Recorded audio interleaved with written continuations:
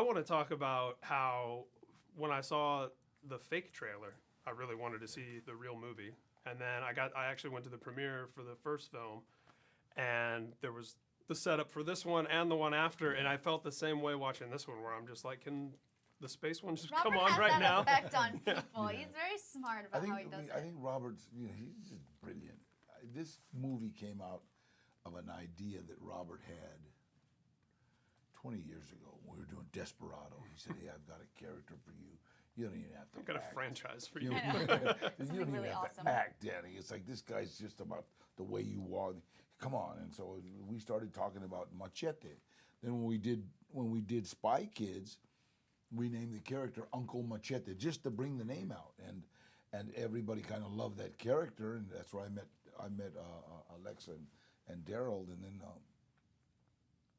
then when we did Grindhouse, needed the 70s trailer, so we put Machete in there, the trailer, right? And he... Audiences just really responded. Yeah, audience responded unbelievable. We walked out of that theater, everybody was... So Machete came out of the demand, the audience demand. And then Junie was in the first one. Daryl, he was in the first one. Then the second one, this one, she stepped up and said, hey, I want to be in this one.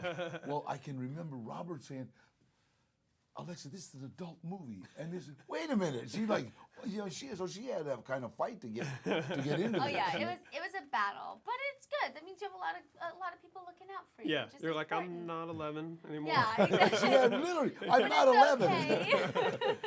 Yeah, I mean, obviously, and everyone talks about this, but I love how self-contained he is, especially just, growing up as a kid into punk rock. Like, he's kind of like the punk rock filmmaker. Like, Yeah. Exactly. like a DIY indie label. But, Oh, yeah. but you got to understand something about Robert. She's like, Hollywood is like tried to keep this big secret. This is the way, woo, you make movies, and we have tours. I mean, you're in a Robert Rodriguez film. There's a tour going through, and he will share everything. My son Gilbert is doing a film right now because of Robert. I mean, my son, he was in the first Desperado. I mean, the first Machete. He was the artist that walked around with right. Junie, right? Yeah, okay. And the second one, Robert was going to give him a role, and he said, you know what, Robert, I'd rather just follow you around. So he shadowed him. So right now they're doing a film called Kickstart in where do they make the beer? Milwaukee.